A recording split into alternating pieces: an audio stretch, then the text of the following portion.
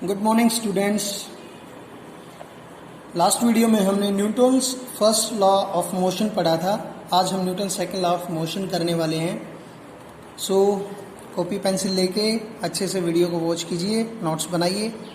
Okay, आप जानते हैं कि जब दो बॉडीज़ को हम सेम वेट के साथ, सेम फोर्स के साथ फेंकते हैं, मान लो एक पेन को और एक ईंट को हम एक ही फोर्स के साथ फेंकते हैं, तो पेन ज़्यादा दूर जाके गिरेगा और ईंट कम डिस्टेंस पे जाके गिरेगी।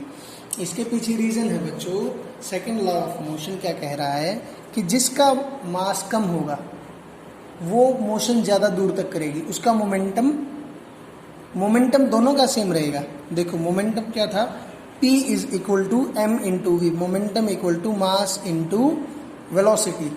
तो मोमेंटम तो दोनों को हमने बराबर दिया था, और मास क्योंकि अलग अलग था इसलिए वेलोसिटी भी दोनों की अलग अलग हो जाएगी। ठीक है, इसको थोड़ा सा और आगे से अंडरस्टैंड करते हैं अच्छे से। According to Newton second law of motion, the rate of change of momentum of a body is directly proportional to the applied force. जो बॉडी का जो मोमेंटम का रेट ऑफ चेंज है विद रिस्पेक्ट टू टाइम, वो directly force के perpendicular होता है। ठीक है, इसको आप ऐसे समझ सकते हैं कि मोमेंटम जो है, पहले कुछ था, मान लो पहले मोमेंटम 10 है, बाद का मोमेंटम 100 हो गया। ठीक है, या पहले 100 था, बाद का मोमेंटम 10 हो गया और उसमें टाइम लगा 10 सेकेंड।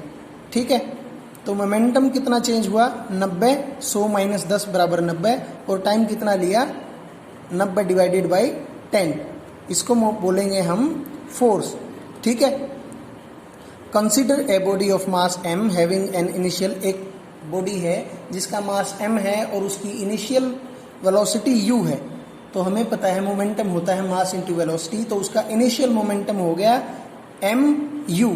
ठीक है, फिर फाइनल उसकी वेलोसिटी होगी v, मास तो चेंज हुआ नहीं, तो फाइनल उसका मोमेंटम हो गया mv into m into v हो गया उसका फाइनल मोमेंटम। ठीक है, अब चेंज इन मोमेंटम, इस सारी प्रोसेस में इस मोमेंटम को u से v होने में जो टाइम लगा उसको हमने मान लिया t टाइम। ठीक है, now change in momentum of this body is final momentum minus initial momentum. Final momentum mu है, initial momentum final momentum mv है और इनिशियल मोमेंटम mu है।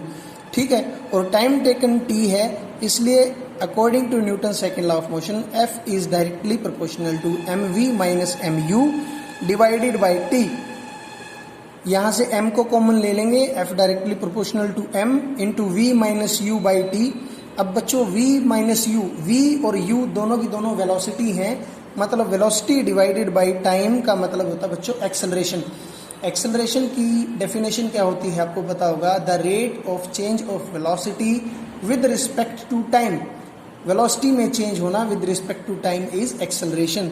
तो हम इस सारे v minus u by t को हटा के यहाँ पे a लिख सकते हैं, तो हमें क्या मिलेगा, F directly proportional to m into a, जिसकी डायरेक्शन भी होती है फोर्स, उसी डायरेक्शन में force takes place in direction of in which the force, जो rate of change of momentum है वो उस डायरेक्शन में जाएगा जिस डायरेक्शन में फोर्स एक्ट कर रहा है। ठीक है, अब ये जो एक्सेलरेशन है बच्चों, ये पॉजिटिव और नेगेटिव दोनों हो सकता है। ठीक है, एग्जाम्पल के तौर पे अगर हम किसी स्टेशनरी कोई बॉल है हमारे पास, उसको उठा के फेंकें, तो हमने उसकी स्पीड को बढ़ा दिया, उसकी वेलोसिटी 0 थी, हमने उसको वेलोसिटी दे दी 5 मीटर पर सेकेंड की, या फिर बढ़ के वो 6 होगी या 7 होगी, 7 मीटर पर सेकेंड होगी है, तो पॉजिटिव एक्सेलरेशन है क्योंकि हमने उसकी वेलोसिटी को बढ़ाया है। और अगर सामने वाले ने, किसी ने उस बॉल को पकड़ लिया, उसकी वेलोसिटी को 5 मीटर पर सेकेंड से उसको घटा के 0 कर दिया, तो नेगेटिव एक्सेलरेशन हो जाएगा। समझ गए बच्चों? ठीक है, पॉजिटिव एक्सेलरेशन के लिए फोर्स भी पॉजिटिव रहेगा, और अगर एक्सेलरेशन नेगेटिव आया है तो फोर्स भी नेगेटिव हो जाएगा। ओके, अब इस साइन को हटाने के लिए, प्रोपोर्शनलिटी के साइन को हटाने के लिए हम यहाँ पे इक्वल टू और k लिख सकते हैं। SI यूनिट में k की वैल्यू 1 होती है, इसीलिए हम F is equal to m into a लिखते हैं बच्चों। आपने देखा होगा ये वाला formula, force is equal to mass into acceleration. इसको याद रखना है, ये बहुत हेल्प करने वाला है आपको। ठीक है, अब इससे हमें एक और रिलेशन मिलती है, F is equal to ma से। अगर हम ए को यहाँ पे सब्जेक्ट बना के ए को यहीं पे रखें और एम को एफ को एम से डिवाइड कर दें, यहाँ पे नीचे ले जाएं, तो हमें ये मिलेगा एक acceleration is equal to force by mass. इसका मतलब ये है बच्चों, जो ऊपर आमने सामने है ये तो डायरेक्टली प्रोपोर्शनल है, एक्सेलरेशन फोर्स के तो डायरेक्टली प्रोपोर्शनल, मतलब जितना ज़्यादा फोर्स उतना ज़्यादा एक्सेलरेशन, जितना कम फोर्स उतना कम एक्सेलरेशन। लेकिन मास और एक्सेलरेशन इनवर्सली प्रोपोर्शनल है, अगर मास ज़्यादा होगा तो एक्सेलरेशन कम होगा। एग्जाम्पल के तौर पे आप साइकिल चला रहे हैं, आप सिंगल साइकिल चला रहे हैं तो आपकी स्पीड कुछ अच्छी रहती है, आप ज़्यादा तेज़ स्पीड से साइकिल चलाते हैं। लेकिन अगर ऐसे ही आपकी साइकिल के पीछे अगर आपका कोई फ्रेंड बैठ जाए तो आपकी जो स्पीड है वो कम हो जाएगी, आपका एक्सेलरेशन कम हो जाएगा, क्योंकि आपके साइकिल का जो मास है वो बढ़ गया, मास बढ़ गया तो एक्सेलरेशन कम हो गया। समझ में आया बच्चों? ठीक है, ये आप इसको एक बार रीड भी करेंगे तो अच्छा रहेगा आपके लिए और आसानी से आपको समझ में आएगा। तो ये एक एग्जाम्पल दिया है कि मास कम था तो फोर्स कम लगी और एक्सेलरेशन इसको ज़्यादा मिला। सेम फोर्स से इसको दोनों को पुश कर रहे हैं, फोर्स दोनों पे सेम लगाया है, क्योंकि इस कार का मास कम है इसलिए इसका एक्सेलरेशन ज़्यादा है, इसका मास ज़्यादा है देखो, इसलिए इसका एक्सेलरेशन कम रहेगा। ठीक है, ऐसा यूनिट फोर्स की न्यूटन होती है। 1 न्यूटन का मतलब होता है बच्चों 1 kg की मास ऑब्जेक्ट को 1 मीटर पर सेकेंड स्क्वायर का एक्सेलरेशन देना। A Newton is force which when acting on a body of mass 1 kg, एक 1 kg की मास बॉडी है उसके ऊपर 1 मीटर पर सेकेंड स्क्वायर का एक्सेलरेशन दे रहे हैं तो उसको 1 न्यूटन फोर्स बोलेंगे। इसके लिए एग्जाम्पल एक और दिया है, अगर 100 ग्राम के वेट को हम अपने हाथ को सीधा फैला लें और अपनी बॉडी से दूर करके, आउटस्ट्रेच का मतलब होता है हाथ को साइड में लंबा कर लें और 100 ग्राम का वेट अपनी हथेली पे रखें तो महसूस होगा कि 1 न्यूटन का जो फोर्स है वो हमारे हाथ के ऊपर लग रहा है। ओके, तो जो न्यूटन फर्स्ट लॉ है वो भी न्यूटन सेकेंड लॉ से ही निकला है। क्योंकि F is equal to m में होता है, तो बच्चों अगर फोर्स 0 रहेगा तो एक्सेलरेशन 0 रहेगा। इसका मतलब यही हुआ जो फर्स्ट लॉ कह रहा है कि किसी बॉडी के ऊपर अगर वो रेस्ट में है तो रेस्ट में ही रहेगी, मोशन में है तो जब तक उसके ऊपर कोई फोर्स ना लगाया जाए वो मोशन में ही रहेगी। ठीक है, या फिर जब तक फोर्स ना लगाया जाए वो रेस्ट पे ही रहेगी। तो फर्स्ट लॉ ऑफ मोशन भी सेकंड लॉ में से ही निकला है। ओके, ये जो माइनस साइन की मैंने आपको बताया, एक्सेलरेशन अगर कम हो रहा है तो माइनस, अगर एक्सेलरेशन बॉडी का मास इसका बढ़ रहा है किसी ऑब्जेक्ट का, एक्सेलरेशन मतलब अगर उसकी स्पीड बढ़ रही है बार बार तो पॉजिटिव, अगर स्पीड उसकी घट रही है तो एक्सेलरेशन नेगेटिव। ओके, कुछ एप्लीकेशंस हैं। पहली एप्लीकेशन है कैचिंग ए क्रिकेट बॉल। आपने टीवी में देखा होगा क्रिकेटर जो फील्डर हैं वो बॉल को कैच करते टाइम अपने हाथों को थोड़ा सा पीछे लेके जाते हैं, ऐसे आप देख सकते हैं। बॉल आ रही है, उसने पकड़ के हाथ को फिर नीचे लेके गया, यहाँ पे पकड़ के और फिर पीछे खींचे उसने अपने हाथ। तो इससे क्या कर रहा है बच्चों, क्योंकि बॉल का कुछ मोमेंटम होगा, बॉल का कुछ मास भी है और उसके पास वेलोसिटी भी है, तो उसका मोमेंटम होगा। उस मोमेंटम को अगर हम सडनली एकदम से जीरो कर दें तो जीरो करने पे बच्चों आपको पता है एनर्जी जो है neither be created nor be destroyed, energy will convert or pass from one object to another. Energy को, क्योंकि मोमेंटम भी एक एनर्जी है, उसको एक से दूसरी जगह पे पास ही किया जा सकता है। ठीक है, खत्म नहीं किया जा सकता। अगर हमने एकदम से उसके आगे हाथ कर दिए तो वो हमारे हाथ पे बहुत तेज, या क्रिकेटर के फील्डर के हाथ पे बहुत तेज स्ट्राइक करेगी और उससे उसके हाथ को चोट लग सकती है। तो उसने उसको हाथ को ऊपर से नीचे पीछे की तरफ ले जाके उसके मोमेंटम को जीरो होने के लिए थोड़ा सा टाइम दे दिया, जिससे कि उसके हाथ को चोट नहीं पहुंची। सेम ऐसे ही एग्जाम्पल है the case of high jumper. आपने देखा होगा कि मिट्टी डाल देते हैं या फिर क्वेश्चन डाल देते हैं कि जंप करके एथलीट उस मिट्टी के ऊपर या उस क्वेश्चन गद्दे के ऊपर जंप करे, तो जंप जो रेट ऑफ मोमेंटम है वो एकदम से जीरो ना होके स्लोली उसको थोड़ा सा टाइम मिल जाए जीरो होने का।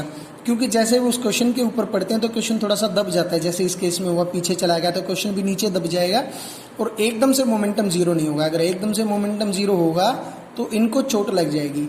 ठीक है, same case use of seat belt होता है बच्चों। सीट बेल्ट लगाने से अगर एकदम से बच्चों मान लो कार का एक्सीडेंट हो गया है तो कार की मान लो 60 किलोमीटर पर आवर की जो स्पीड है वो एक्सीडेंट होते ही एकदम से जीरो होने की कोशिश करेगी और एकदम से जीरो होएगी तो फर्स्ट लॉ ऑफ मोशन कहता है कि हम तो 60 किलोमीटर की पर स्पीड से ही आगे चल रहे हैं, तो हम तो एकदम से धड़ाम से, जैसे ये भाई साहब जा निकले, ऐसे ही जा गिरेंगे।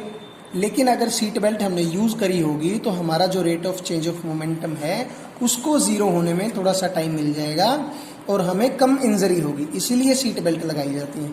ठीक है, अब ये एग्जाम्पल ले लेते हैं। What force would be needed to produce an acceleration. देखो ये एक्सेलरेशन दिया है, ball of mass is 6 kg। हमें लिख लेना है m equal to 6 kg, acceleration is equal to 4 metre per second square. Force का फॉर्मूला लगा देना है, F is equal to ma, दोनों को मल्टीप्लाई करेंगे 24 न्यूटन, आंसर आ जाएगा। सिंपल है, सेम ऐसे, इसमें भी कुछ नहीं है। ठीक है, तीसरे वाला देख लेते हैं। Calculate the force required to impart to a car velocity of 30 meter per second in 10 seconds starting from rest. देखो इसमें एक पॉइंट लिखा हुआ बच्चों, स्टार्टिंग फ्रॉम रेस्ट का मतलब होता है इनिशियल वेलोसिटी 0 थी, u 0 था बच्चों उसका, और फाइनल वेलोसिटी जो है 10 सेकेंड के बाद 30 मीटर पर सेकेंड है। u 0, v को 30 मीटर पर सेकेंड और t है जो 10 सेकेंड है। तो यहाँ पे हमें फॉर्मूला लगाना है v is equal to u plus a t. तो यहाँ से हमें पहले एक्सेलरेशन निकालना होगा। यहाँ पे v की जगह 30 रखेंगे, u की जगह 0 रखेंगे, तो एक्सेलरेशन हम पाएंगे 3 मीटर पर सेकेंड स्क्वायर का। अब हमारे पास एक्सेलरेशन है, मास ऑफ कार है, force is equal to m into a में पुट करेंगे तो फोर्स की वैल्यू आ जाएगी। ठीक है बच्चों, अब ये नेक्स्ट जो प्रॉब्लम है इसको भी करके देख लेते हैं। यहाँ पे ग्राफ दिया हुआ है, ये यहाँ पे टाइम शो कर रहा है, यहाँ पे स्पीड शो कर रहा है व्हीकल की। ठीक है, यहाँ पे टाइम है 1 सेकेंड, 2, 3, 4, 5, 6 सेकेंड। यहाँ पे स्पीड दे रहा है 5 मीटर पर सेकेंड, 10 मीटर, 15, 20। तो देखो A टू B, यहाँ से A से B तक जाने में उसको 2 सेकेंड लगे। देखो टाइम तो यहाँ पे दिखा रहा है, A से B का 2 सेकेंड का टाइम है, और B तक पहुँचते पहुँचते उसकी स्पीड होगी 15 मीटर पर सेकेंड।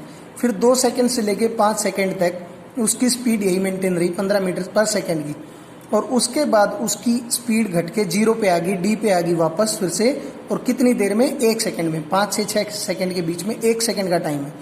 ठीक है, हमने इसको ग्राफ को स्टडी कर लिया। अब ये बता रहा है कार का जो वेट भी दे रखा है। अब ये डिस्टेंस पूछ रहा है, distance travelled by the car in first 2 second.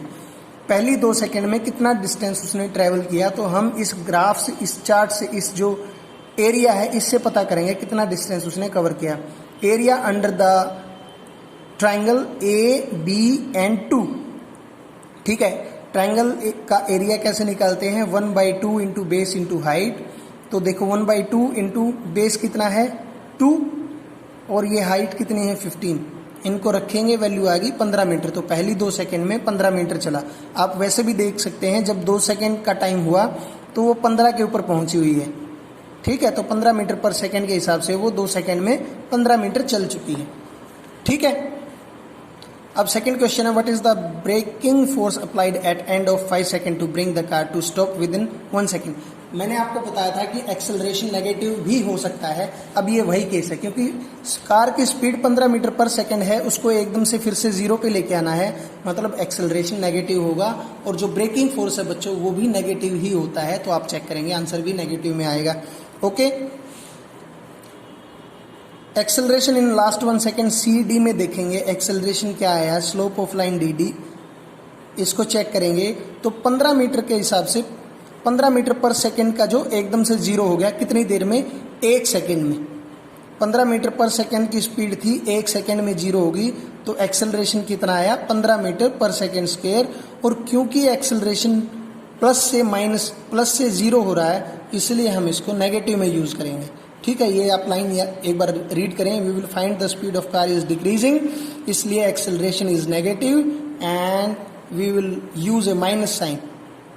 ठीक है, अब अपने पास एक्सेलरेशन आ गया, मास ऑफ कार उसने दे रखा है, इनको मल्टीप्लाई करेंगे तो फोर्स जो है, देखिए मैंने बोला था नेगेटिव में आंसर आएगा, -15,000 न्यूटन फोर्स अप्लाई किया, ब्रेकिंग फोर्स उस कार को रोकने के लिए। एक क्वेश्चन ये है, ये लास्ट क्वेश्चन आज का, और बाकी के 2 क्वेश्चन वो आपने अपने आप से करने हैं।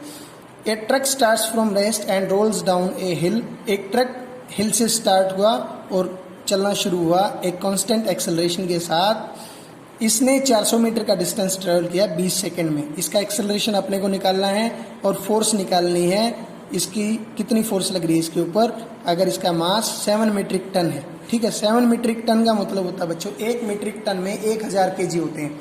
तो 7 मीट्रिक टन हो गया, 7 into 1000 equal to 7000 kg। Okay, यहाँ पे अपने पास देखो इनिशियल वेलोसिटी जो है u जो है वो 0 दे रखी है। फाइनल वेलोसिटी की हमें ज़रूरत नहीं पड़ेगी, हमें डिस्टेंस निकालना है। डिस्टेंस उसने दे रखा है 400 मीटर पर सेकेंड। अपने को चाहिए एक्सेलरेशन, तो यहाँ पे हम यूज़ करेंगे s is equal to u t plus half a t square. S 400 metre है, u 0 है, टाइम दे रखा है बच्चों 20 सेकेंड का। यहाँ पे पुट करेंगे, अपने पास एक्सेलरेशन की वैल्यू आ जाएगी। ठीक है, इन सारी वैल्यूज़ को पुट करेंगे, s 400, u 0, t 20, a is equal to अपने को फाइंड आउट करना है। तो एक्सेलरेशन 2 मीटर पर सेकेंड आ गया। फोर्स निकालना अब आसान हो गया है, मास इंटू एक्सेलरेशन। मास था 7000 kg और acceleration 2 metre per second, multiply करेंगे, आंसर आ जाएगा। ओके बच्चों, 6th और 7th सिंपल क्वेश्चन है, कोई खास बात नहीं है, आप रीड करेंगे आपको आसानी से हो जाएगा। नेक्स्ट वीडियो में हम Newton's third law of motion करेंगे और एक वीडियो उसके बाद और बनेगी, आपका चैप्टर फिर कंप्लीट हो जाएगा। तो पढ़ाई करते रहें बच्चों, बाय बाय।